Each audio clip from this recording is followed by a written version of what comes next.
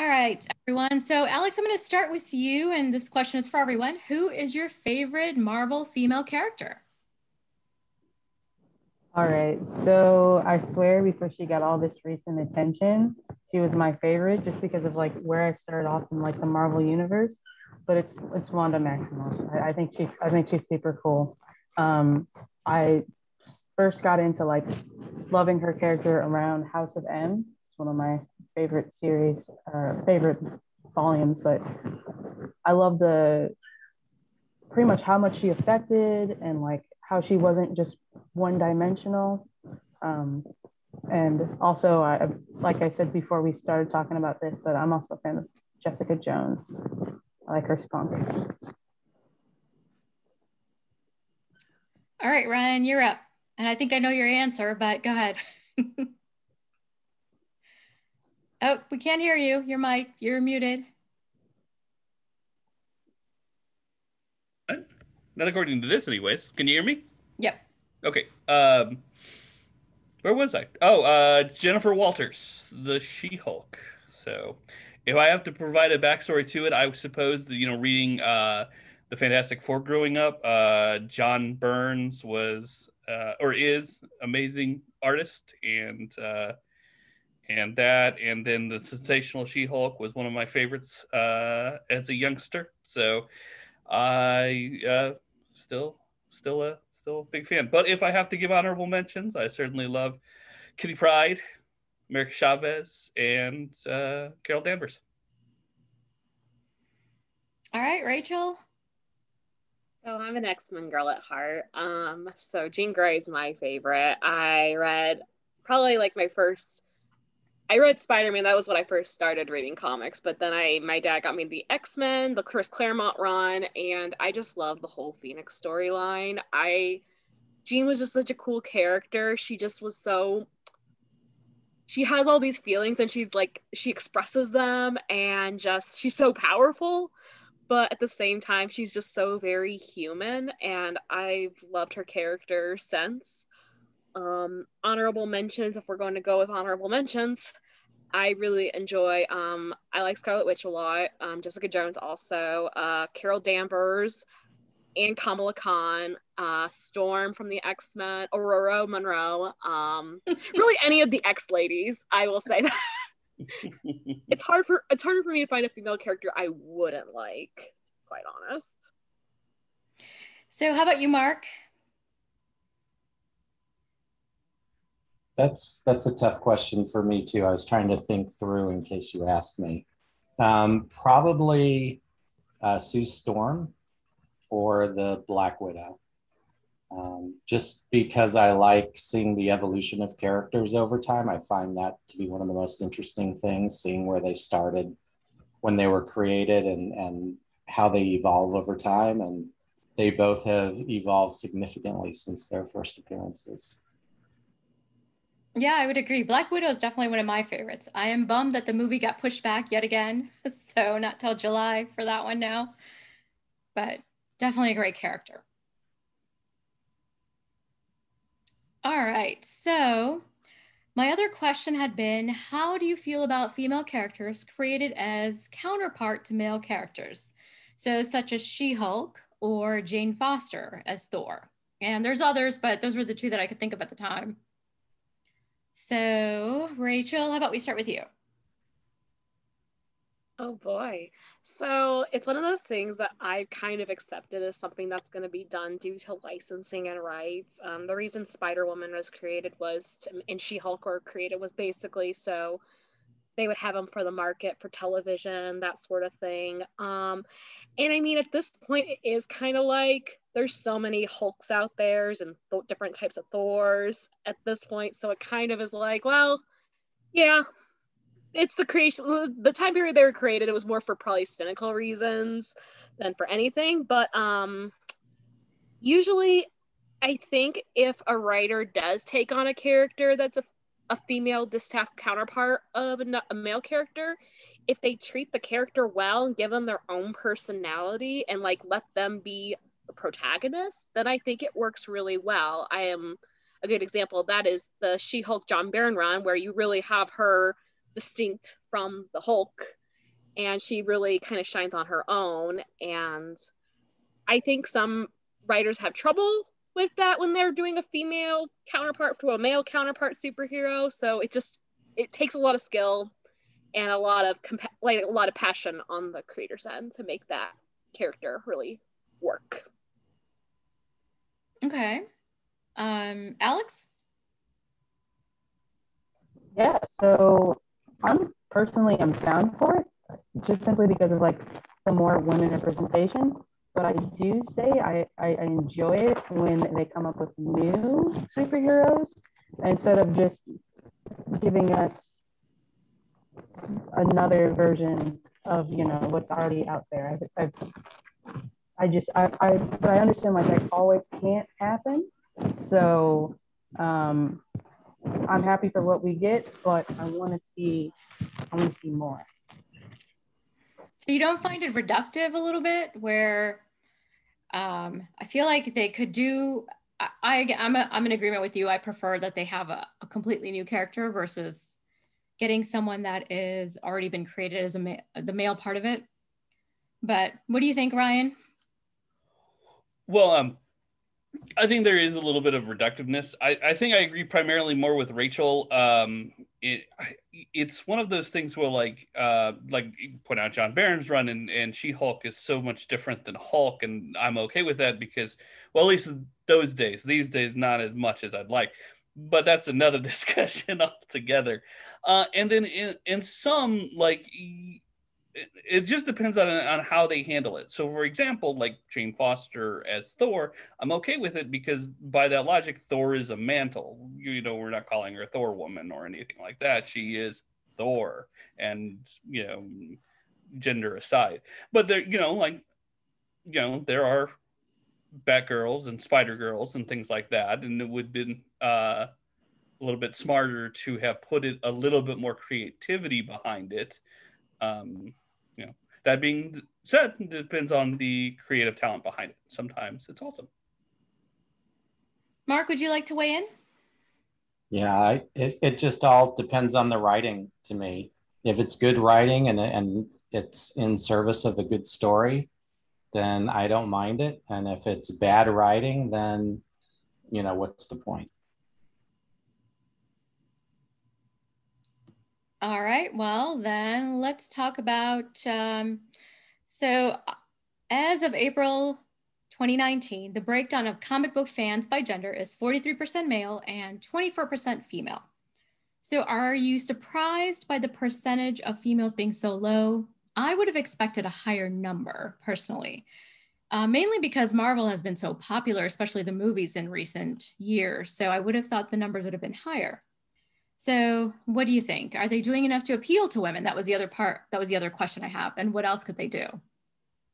So Ryan, let's start with you. Such a tough question. What?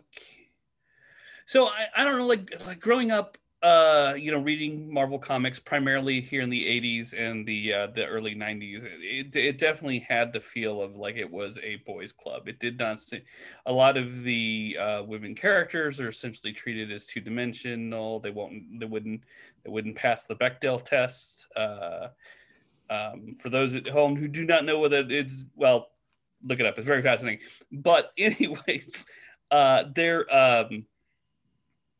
so like, can they do more? Certainly. I think it's on the rise, but I'm not surprised by those numbers. I think I think the needle's moving slowly, but I think it's moving in the right direction, but I can't say I'm surprised.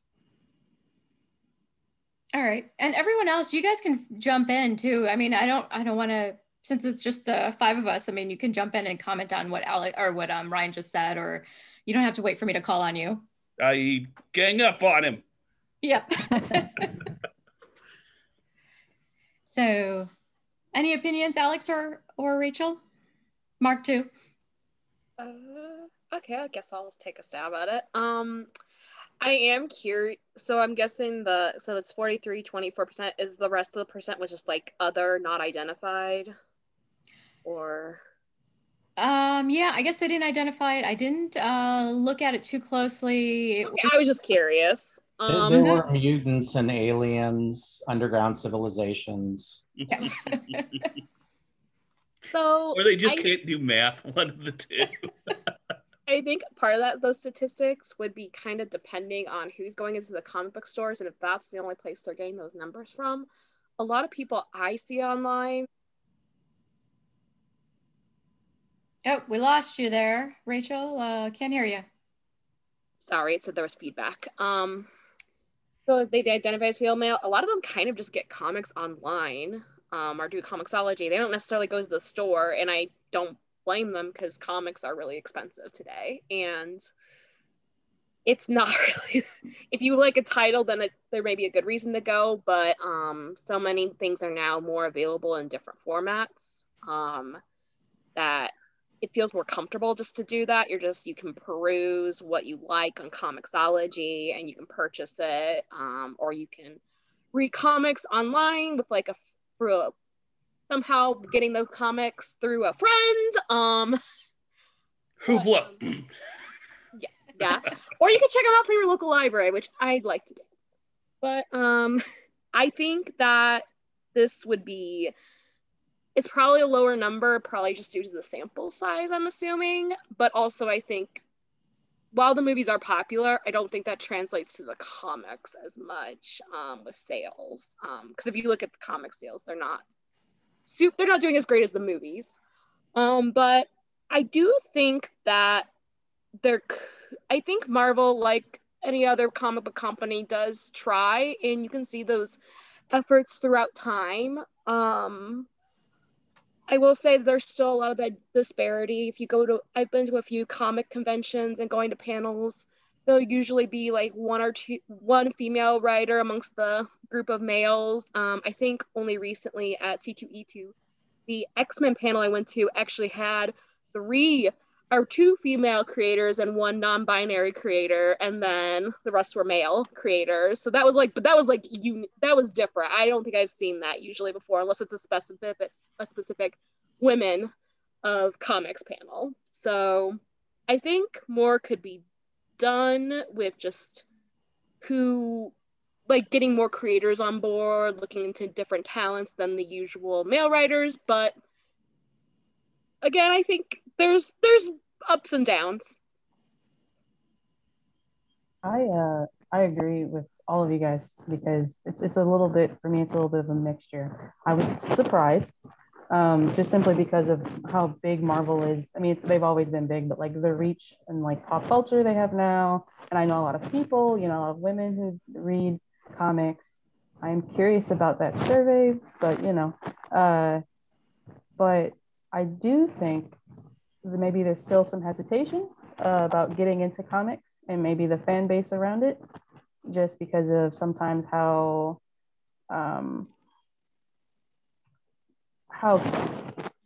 people can kind of gatekeep comics, and how you get the question, you wear a Marvel shirt, someone's like, well, name your top 3 Marvel comics. So that might hinder some people from reading it. Also, where to start, I think that could also bring down those numbers a little bit. But I do think Marvel is doing something to appeal to women more. I think they're bringing in more women characters, but I don't know if those numbers correlate with the amount of women superhero characters in comparison to the amount of women writers. And so if they're not, the same, then maybe the stories that we want told aren't being told. So maybe getting those people in and like having a more diverse group of people writing could eventually raise the amount of people who are reading it from all over, Well, and kind of to that point, thinking about it, like I also feel like a lot of the fan bases, there can be a lot of toxicity. Just the Zack Snyder Justice League cut, how that got out here is kind of a terrible story. And then like by that, I guess, transient properties of that, it is more likely that they would like answer a survey. I assume that these numbers came from Statista. That kind of makes the most sense. And it seems like that group usually has no problems giving opinions where, like the standard reader might be like, it's all right, whatever, Just a thought. I'd like to know more about the metrics around it, because that's just a point in time. And so not just how does the ratio change, but the overall readership. So is it, it could be that it looks, I actually thought the 24% was much bigger than I was expecting it to be. And is that because the readership is growing for women, or is that because the male readership is declining faster than the women? Yeah, that's a good point. I did not delve as deep into the statistics. We have a database called Statista. And so I had just posed some questions to that particular database, but I could go in and look deeper and see what else they have. There was a breakdown, I think, by like DC versus Marvel, and the numbers were a little bit higher there. The gap was a little bit closer. So a lot of it was like 34% women or 37% women, depending on DC or Marvel. So yeah, but it just depends on how they asked the question. I think Marvel is probably better at putting female writers and creators onto their female starring books. I've noticed that trend. I think DC does that too, but not to the extent that it looks like Marvel is doing it.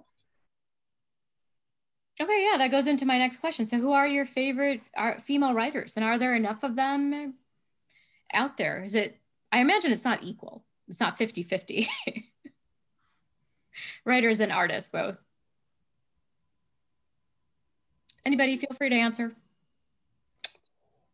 Well, I really like G. Willow Wilson. Can't talk.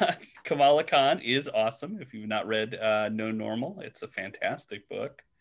I really enjoyed Kelly Sue Donnick's run on Captain Marvel.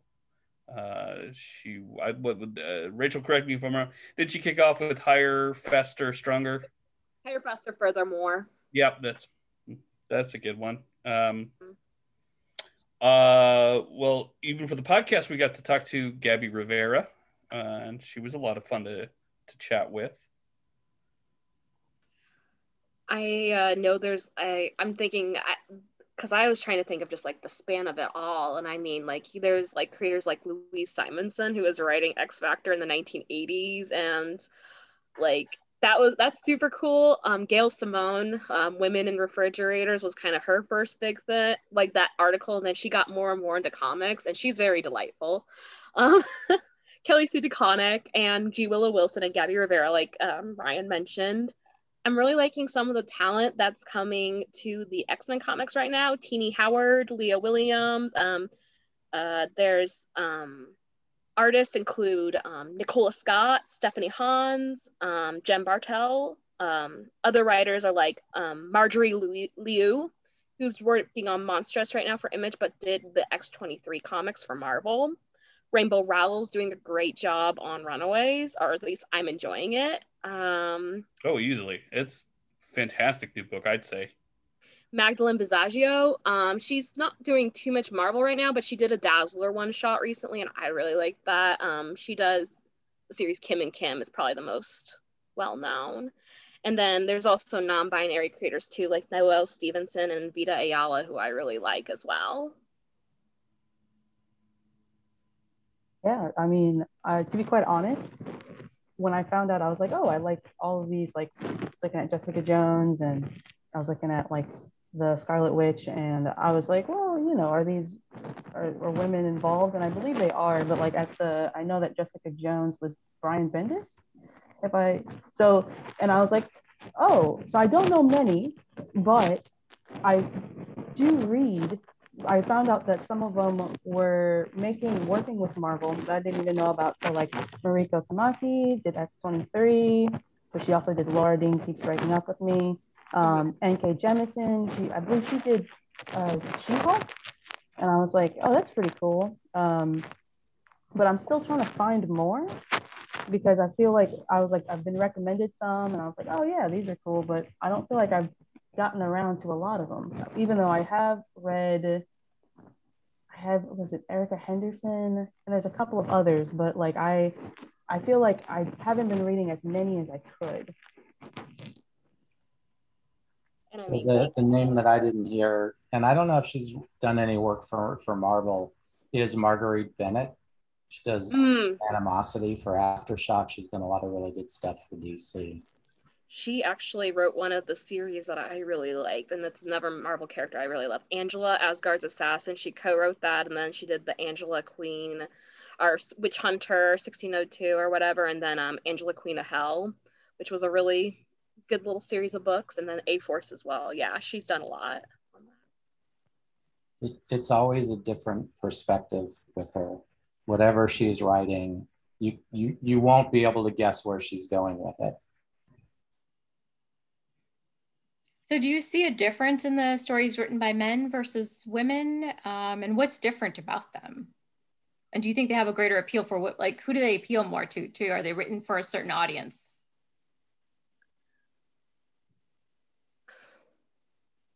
It's hard to say, because there's some male writers who do a great job, but I sometimes notice a trend if it's a male writer with who's leading a female book versus a female writer with a female lead, and that's the inclusion of the male kind of like male side character that tends to be involved in the plot a lot more than if it was the reverse of a male character with a female side character. And I don't know if it's because they're just like, I don't know how to relate to this female character, so I'm going to include this male character to kind of like be like my self-insert. And that's probably a gross overstatement, but it can feel, especially 70s Marvel was a bad time for that. I remember flipping through She-Hulk or Ms. Marvel or Spider-Woman, there's always this one male character who's doing a lot of the plot, and the female character's kind of just, she's the lead character, but she's kind of just there. Well, we needed to know what Zapper was up to. I know. He was so important to the plot. That's why nobody remembers him nowadays.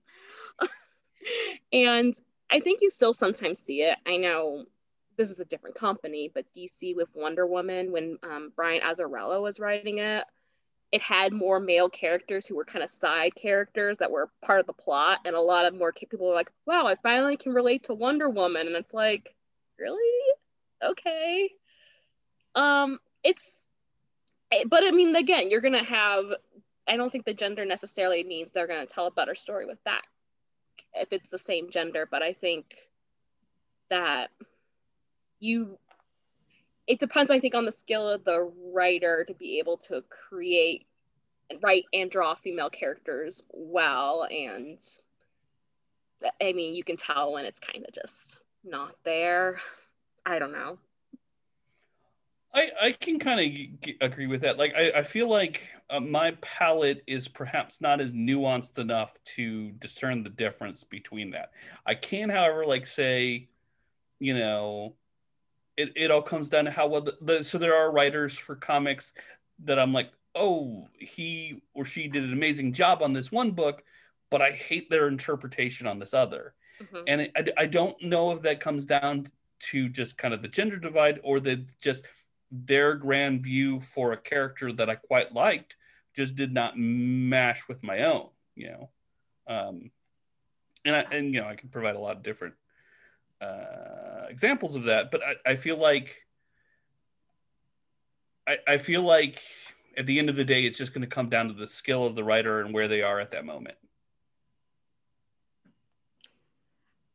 I will say I do get a little bit more excited about Marvel books that are if it's a female lead, if it's actually written by a female writer versus if it's not. I have a little bit more hesitation going in, and that just is because the experience usually is you don't know what the mixed bag is you're going to get. But also it just depends on the creator. Like if it's a creator I know and I've not liked some of their stuff, then I'll probably be like, I'm not going to check it out.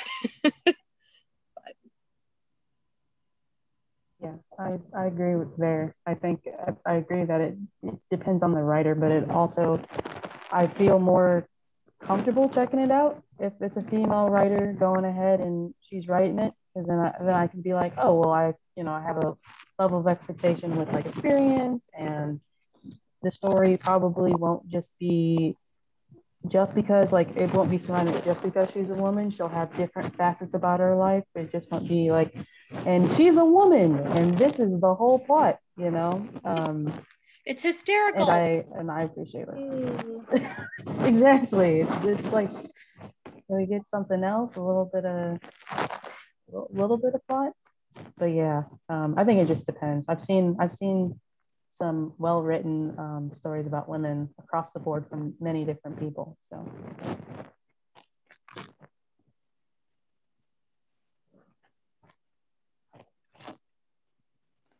yeah, I think I'm oblivious to whether they're men or women or whatever writing.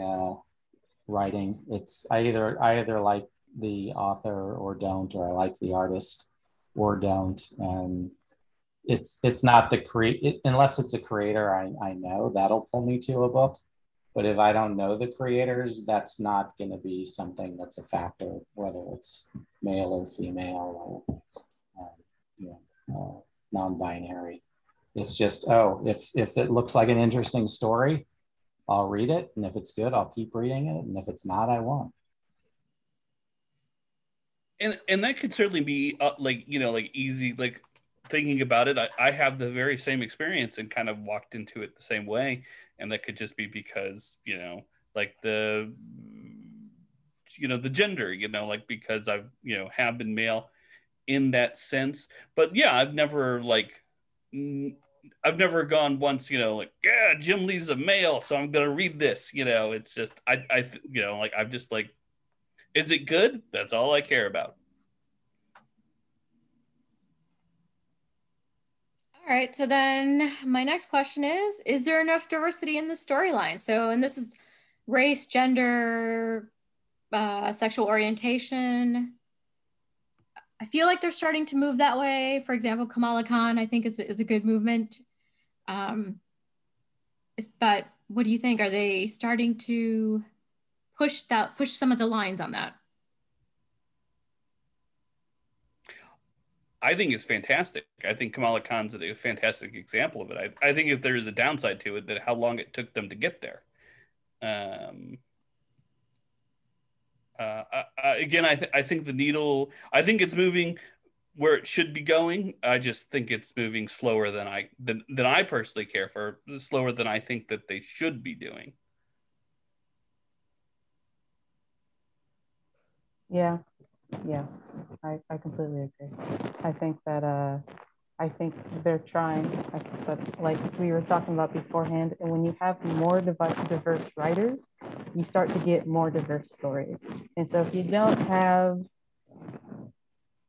and like we were saying before, if you got a good writer, they can give you a diverse story. But if you have someone different telling the story, like I'm not going to have the same story as Rachel, and Rachel's not going to have the same story as Ryan, because we all come from different like spots. So I think that's the way that they can get there. But I do think we could have more.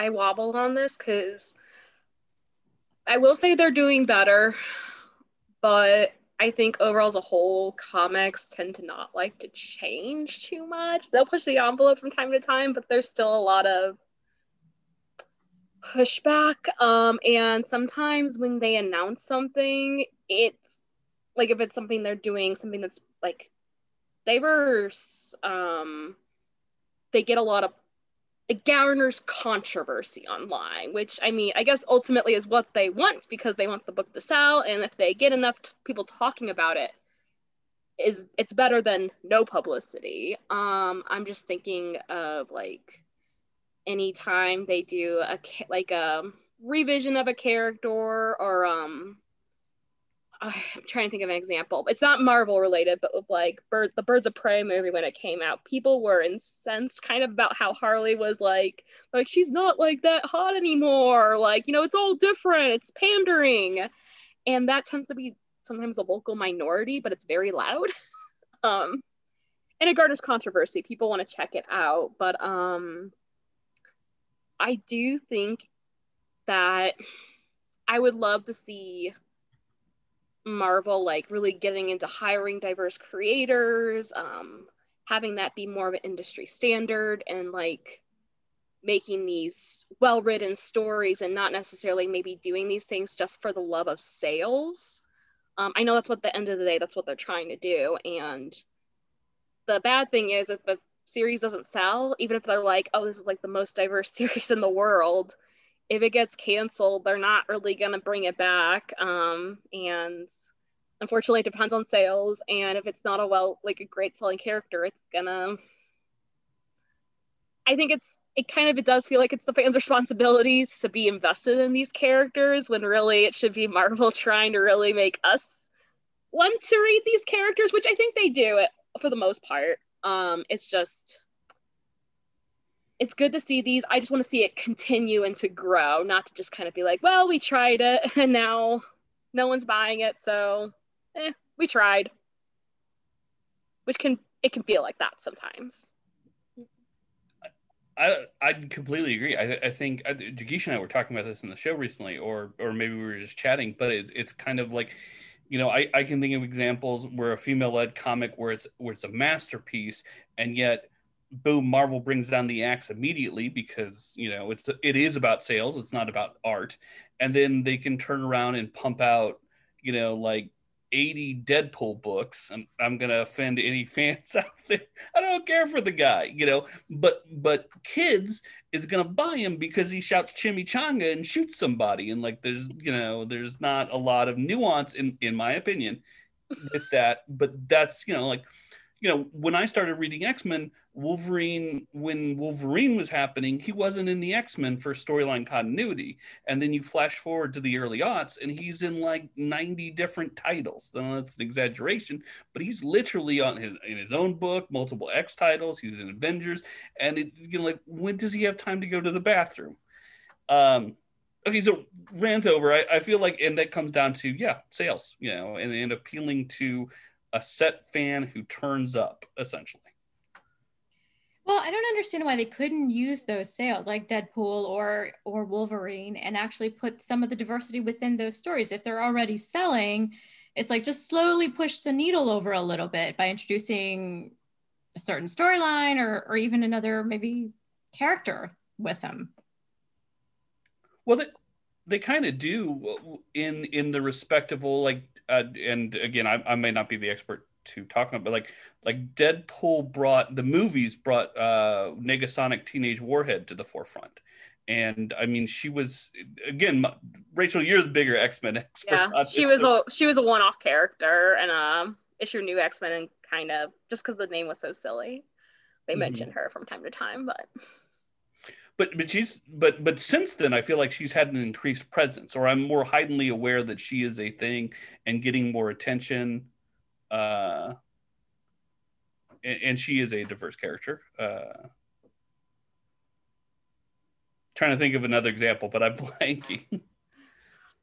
I mean, part of it is, it's like having trouble. Like, I mean, I do think Marvel does try to introduce characters. I was looking at a Twitter thread, you know, dangerous, but they mentioned like all these characters that were out in like that came out in like the early 2011, like in these like one shots where like Marvel's like, here's our next big character.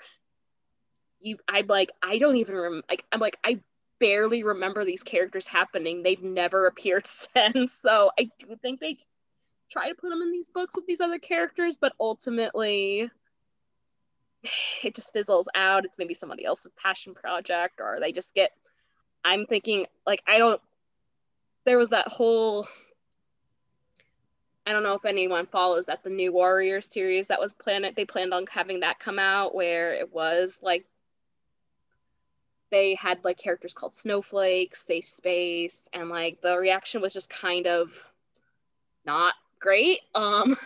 And there was a lot, I feel like there's a lot of that. There was a lot of like just other concerns that were brought up, and I don't think it's ultimately getting published, but Marvel does try to do something like super like diverse like that, and it just, I don't know, I wish it didn't feel like a sales gimmick.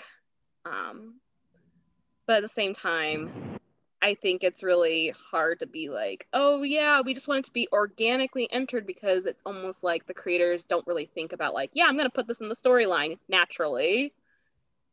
I don't know. It almost feels like we need more of these characters, but to do that, you need to be like, we're gonna have these like events to make people care about them, or these books to make people care about them, and then there's backlash about that. It's sometimes like it's a no-win situation, whatever you do. I'm curious to see if maybe that vocal minority is what's possibly keeping other people from joining.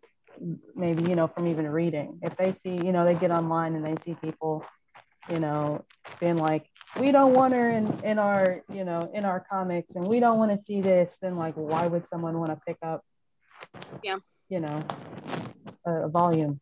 They're not going to want to if they see the whole group as being toxic. I think the piece that hasn't been talked about yet is, in addition to the main characters, there's the whole question of just providing a more diverse background, right? Not even necessarily the sidekick or the rest of the cast, but even with Spider-Man swinging down the street, what kind of people are you seeing, and are they stereotyped, or are they real people? And just getting us used to, as comic book readers, seeing that diverse population of the universe. Yeah, that's a good point.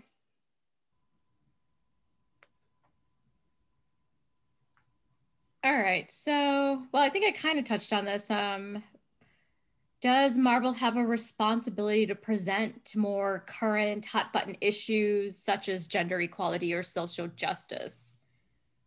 You have an audience and you have the ear of certain people. So I think that authors, all writers, should be pushing the boundaries on a lot of these issues, but I'm probably in the minority here, or not here, but, in terms of comic book fans.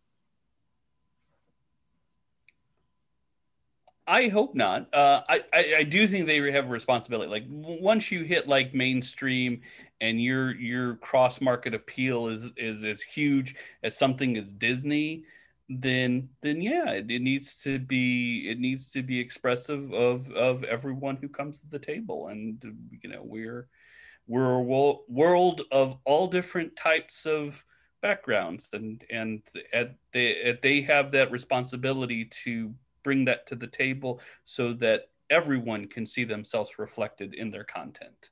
If it was just like some indie publisher who has his own agenda or feels really strongly about whatever character, the story they're presenting, then sure, go for it. But like with Marvel, we're talking about like a mega corporation, and so definitely has a responsibility. I think part of like the work culture probably at Marvel would have to be kind of responsible for making sure like people will or can like approach these topics, because I think that a lot of people have their hearts in the right place, but sometimes it doesn't, maybe the story doesn't turn out like they thought. But I mean, at the same time, I think like having more diverse people working in the buildings, like really addressing issues like sexism and harassment, are big. Because if it's just kind of the same people, whatever they're writing about is going to still feel a little like, okay, somebody in editorial told you had to include this, and whatever. Not that people can't change, because obviously people can change, but I think being more proactive and really like thinking about who's telling the stories, who's editing the stories, who's doing all the little pieces of putting together a Marvel comic. I think that kind of goes hand in hand with them being more responsible for having these stories that are about these social issues. I mean, comics comics, I think a lot of the most memorable comics tend to have some stronger social justice vibes, like the ones we at least remember, I would say, are just like addressing topics, like I know there were issues of The Amazing Spider-Man in the 70s where they didn't have the Comics Code of Authority because they were addressing the issue of drugs, because that was a big deal back then. And it's sort of hammy today how they handled it, but I think there's a lot of stuff where you're like, oh, they're really trying to kind of, like, you know, share a story, to share a message. And it would be nice to see that. And I think since it is past like the 70s, 80s, 90s, like we could be doing a little bit more. And I think that's where coming in and being really looking at the work culture, or just like how the hiring practices would be great. Though of course I don't work at Marvel, so I don't know. Well, and if I could, you know, like you say hammy, and I agree, completely hammy, but like, I think it was Web of Spider-Man number 50 where it's the I think it's called Street Corner Business, and I can still remember the art, I can still remember the message, and you know, as a kid, and why I think it's like such a, you know, a responsibility that they should be proud of is, you know, as a kid, my gateway drug to books was comics, and a lot of values that I have now, I gained from them. You know, I think, you know, like with great power comes great responsibility is, you know, is a watchword we can all live by, you know, and I was developing my values through said books. Right. And I think that's my point. Like, if there's all these 12-year-old boys who love Deadpool, then there are certain things that I think they need to put into the storylines. That's not just shouting chimichanga and shooting guns off. Yeah, well, it has to be in service to the story, though. Oh, yeah, definitely. Do these things in. Yeah, I've read some gonna PSA say something comics. like that. I was gonna say, I think my biggest thing is when I feel like it's a gimmick, you know what I mean? I feel like it's for the sales. And like you can tell when something's genuine and it comes from the heart, and at least they're trying. For when they're trying to make an extra buck and they slap, you know, whatever, sort of something, whatever's trending on, you know, the book. I'm like, this could have been done better. So, but I do think it's a responsibility because, like you said, Ryan, like, I love comics. I've been reading comics all my life. I started off with like manga, but and you know, sometimes there's some pretty good characters in those, and sometimes, you know, they might not have the best, but like with everything, I think when you write and you know that you're possibly going to be affecting millions, I think you should keep the millions in mind.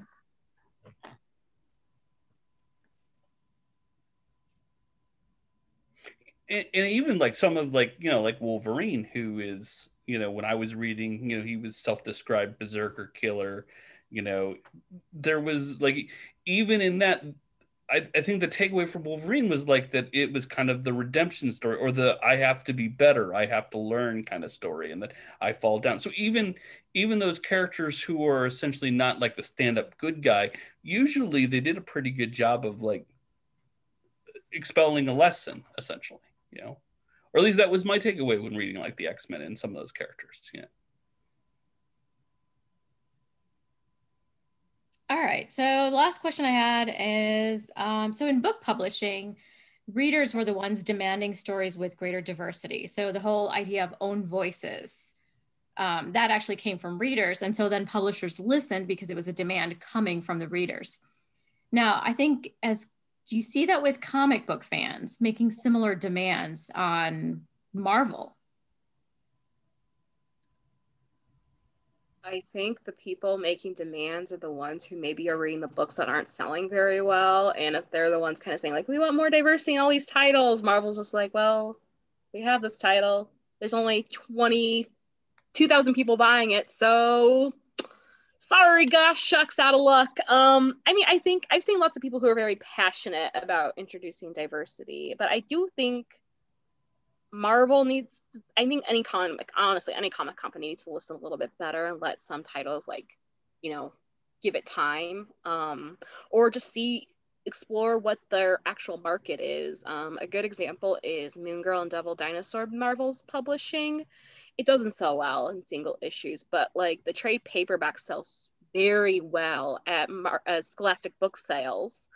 So that's why it keeps on being published. So it really, I don't know. I feel like it shouldn't be up to the fans to make sure a character stays alive, because that's how so many of these characters disappear. But I don't know. I do think sometimes it's almost like the movies, the people who are about the movies, almost they get hurt a little bit better. I remember when people were like campaigning for a Black Widow movie, like I heard more about that than any kind of movement in like Marvel comics for a female character. I think really the only time I can think about it was when Carol Danvers became Captain Marvel in the comics, and that was probably about like 10 years ago now. It's been a while, but I think it just depends on how many people are interested in demanding that. But I do think that if Marvel wants to kind of keep the progress up, it would be nice if they actually like did what they could versus we tried it, but not really.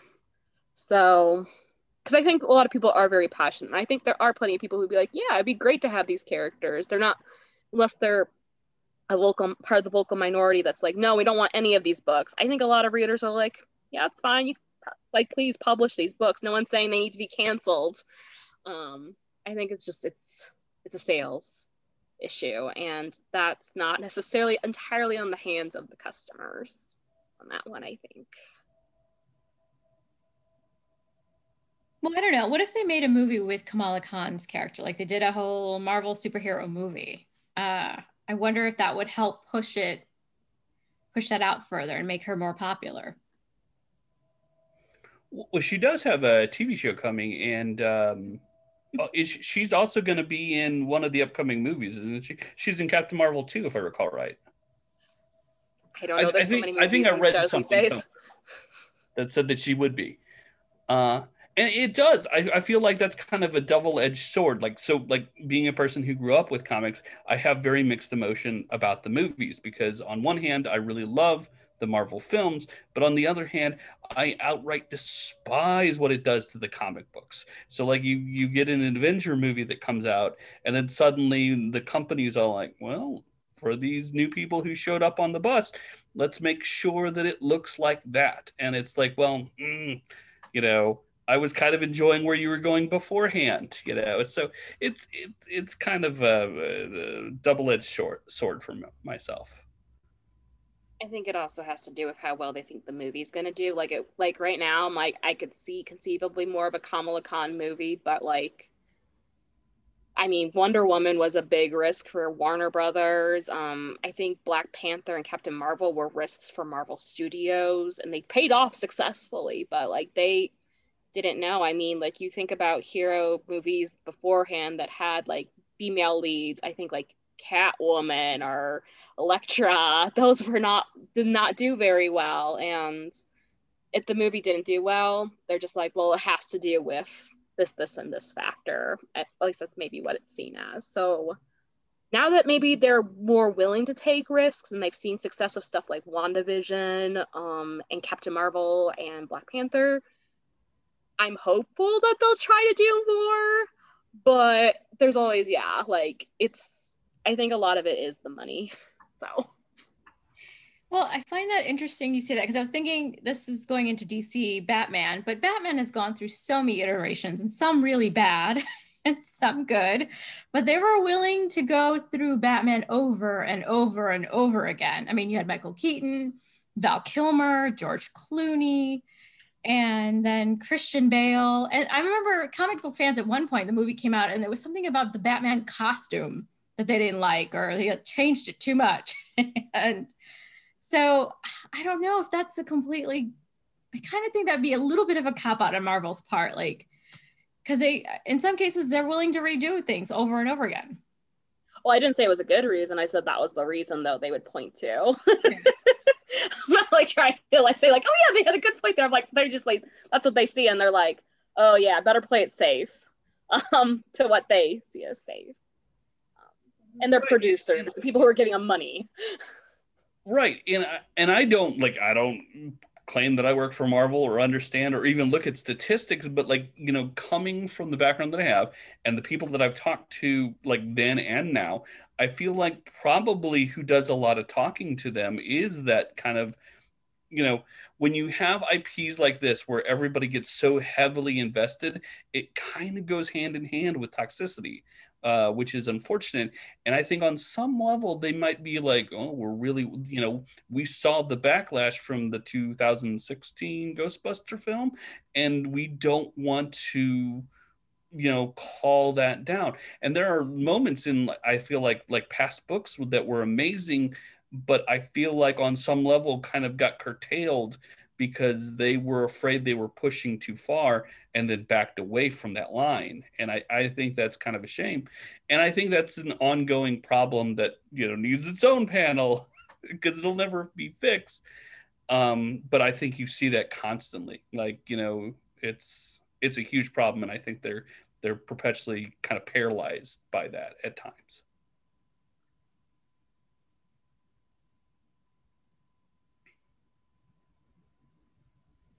Well, we have about 5 minutes or so. If anybody has anything else they'd like to add or talk about, feel free. So unless I missed it, I don't think y'all did actual introductions at the beginning. Like, what are your jobs and what do you do? That's my fault. Sorry about that. I just jumped right in. So my name is Shagisha Patel, and I work in the reference department at the Kirkwood Public Library. Ryan and I are also host the KPL podcast. I'm Rachel. I'm the youth services manager at the Kirkwood Library, and I've been reading comics for a long time. I order part of my job is ordering books, and I do order the graphic novels for teens and kids, as well as I serve on committees for selecting graphic novels, for recommendations for lists. So really entrenched in it. My name is Alex Wolford. I am part of the reference department as well. I am pretty new to both the reference department, but also the Marvel Comics. I started in about 2016. So I've been playing catch up, and I've been trying to read as much as I possibly can. Yeah, but I've been in love with comics and that art form for my entire life. So. And I am Ryan Drake. I have, for the comic book credentials, I've been reading since the early '80s. As I stated earlier, gateway drug. But for the library, I guess, you know, reference work, but primarily I feel like podcast script writing and scheduling, and then just hosting it with Jagisha. And he also orders the graphic novels and comics for the adults. I do indeed. Yeah, so he'll pick up those things that I don't. I got to tell you, Hoopla is wonderful. It's so nice to just be able to have that on my phone and download different comics. Oh yeah, I burned through that 8 so fast because of comics. And I think when it was a new, you know, like DC had such a good showing. I'm like, oh, I really want Marvel on here. And then lately, I think within the past 2 years, they've definitely stepped up their Marvel game. Do we want to maybe round out the panel with discussing some books we'd recommend getting off Hoopla of the graphic novels? They don't have to be Marvel. I guess they can be, but there's some good ones on Hoopla right now. Yeah, absolutely. Go for it. If you haven't read the Black Cat series by Jed MacKay, I would highly recommend that. I mean, you don't even have to really be a Spider-Man fan. If you just like fun crime heist type movies, you'll love it. And it has cameos from all sorts of characters. Like they steal something from Doctor Strange. Black Cat steals a suit of iron from Iron suit from Iron Man. There's an issue where I believe her and Spider-Man get married, and it's quite delightful. It really embodies a lot of what I enjoy about Marvel Comics. So I'd highly recommend that. I think all 3 volumes are on Hoopla, or at least the first 2. One isn't a Marvel comic, but I just got done reading Cosmo Knights by Hannah Template, and it's a pretty good read. It has pretty much all women cast, and topic is pretty cool as well. So definitely go check it out. Yeah, I've been really digging the Black Cat Run 2 off of Hoopla, so I wanted, but I won't. What else am I reading? One thing that I really love getting off of Hoopla is like all those masterworks. I think right now I've got a lot of the Amazing Spider-Man masterworks on there, and just basically going through the 1960s stuff. It's been a minute since I read those, and it's been a lot of fun. Also, I recently. Good. I want to say I've also been reading what the Hellcat series. That's really good. That's another one that I was sad that got killed. Or Charles Soule's run on She-Hulk too on there, and that's another one that I highly recommend. I enjoyed that run quite a bit. Well, I was gonna say the Dresden Files. Those are on Hoopla, and they're not Marvel. I think they're I forget the name of the imprint. Dynamite, maybe. Yeah, that's it, Dynamite. So I've liked the Jim Butcher books, and so I look at it just for the art. I think the artist is amazing. So I mostly just want to look at the pictures and don't even care about the storylines as much.